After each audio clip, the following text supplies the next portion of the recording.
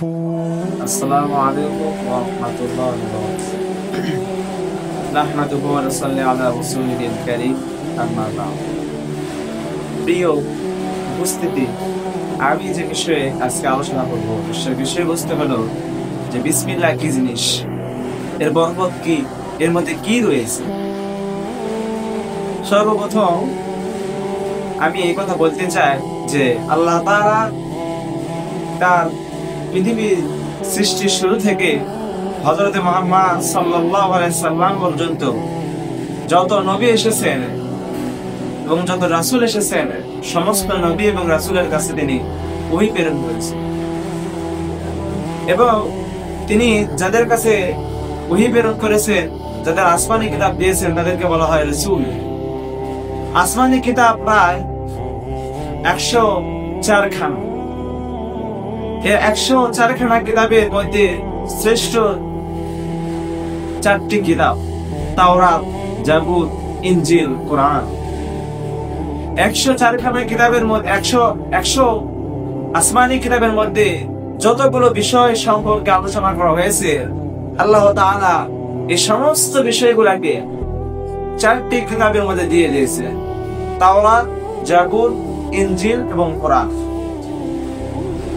এবং 4 খানা কিতাবের মধ্যে তিনি যে বিষয়ে আলোচনা করেছেন সে সমস্ত বিষয় আল কোরআনের মধ্যে তিনি দিয়ে দিয়েছেন। অর্থাৎ তাওরাত, জাবুর, ইনজিলে যে বিষয়ে আলোচনা করা হয়েছিল এই সমস্ত বিষয়ের মজমা তিনি কোরআনের মধ্যে দিয়ে দিয়েছেন।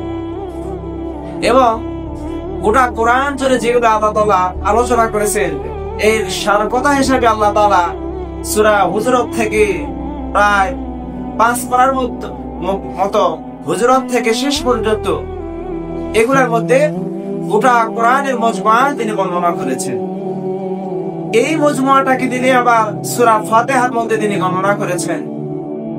আবার এই সূরা ফাতিহার মজমা তিনি বিসমিল্লাহর মধ্যে শামিল করেছেন। তাহলে বিসমিল্লাহ কত বড় একটা জিনিস এবং তার বরকত কি রকম হতে পারে, একটা উদাহরণ দিতে বুঝতে পারবেন। যে এক ইহুদি তার নিজের জাতির এক মহিলার প্রেমে আসক্ত হলো। এমন সে আসক্ত হলো, তাকে খাওয়া ভালো লাগে না, চলাফেরা ভালো লাগে না, কোনো কিছুই ভালো লাগে না। যেখানে যায় সেখানে সেই ইহুদি মহিলা। তখন সে এই মুসিবত থেকে রক্ষা পাওয়ার জন্য সেই সময় তৎকালীন বিশ্বে একজন মুসলমান ছিলেন, ইমানদারী ব্যক্তি ছিলেন, তিনি হলেন আদা রহমতুল্লাহ আলাইহি।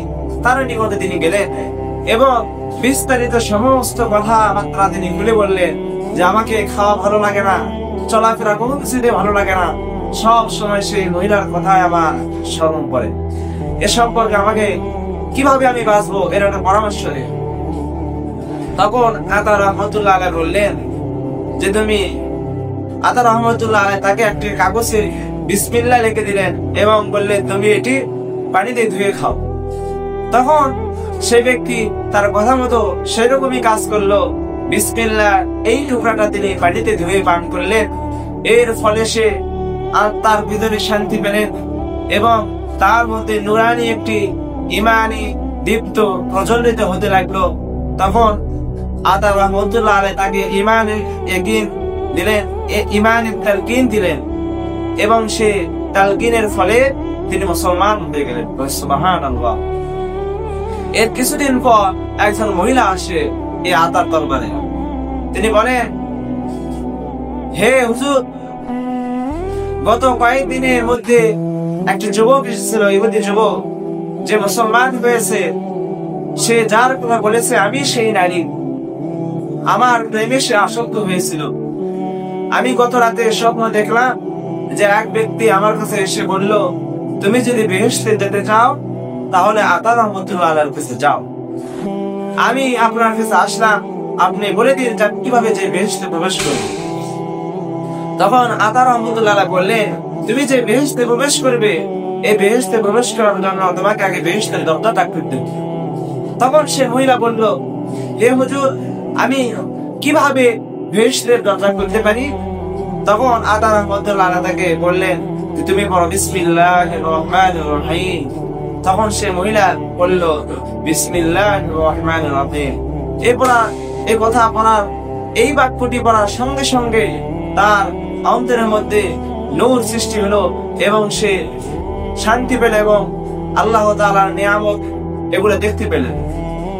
তখন এই বিসমিল্লাহ ফজলে এই গরমে সেই মহিলাটিও মুসলমান হয়ে গেল। সুবহানাল্লাহ। বিসমিল্লাহ রাতে বলা আমাদের উচিত যে প্রত্যেকটা কাজের শুরুতে বিসমিল্লাহ বলা। তারপর সে মহিলা বাড়িতে চলে গেল। বাড়িতে গিয়ে সে স্বপ্নে দেখে যে একজন মানুষ তাকে বলতেছে, মানে সে স্বপ্নে দেখে যে সে বেহেশতে প্রবেশ করেছে। বেহেশতের নাজ নিয়ামত দেখতেছে। বেহেশতের বিভিন্ন খাম্বা, একটা খাম্বায় লেখা ছিল বিসমিল্লাহির রহমানির রহিম লা ইলাহা ইল্লাল্লাহ মুহাম্মাদুর রাসূলুল্লাহ। এই বাক্যটি সে বলল। পড়ার সাথে সাথে সে জাগ্রত হলো। তখন বলল, হে আমার ইলাহ, হে আমার রব, তুমি আমাকে বেহেশতে নিয়ে নাও। একথা বলার সাথে সাথে তার ঘরটি ধসে পড়ল এবং সেই মহিলাটি শাহাদাত বরণ করল। আমাদের উচিত যে আমরা প্রত্যেকটা কাজের শুরুতে বিসমিল্লাহ বলবো, তাহলে আল্লাহ তাআলা আমাদের প্রত্যেকটা কাজে বরকত দান করবে। এই কথার উপর সবাই আমল করার তৌফিক দান করুন। আমিন।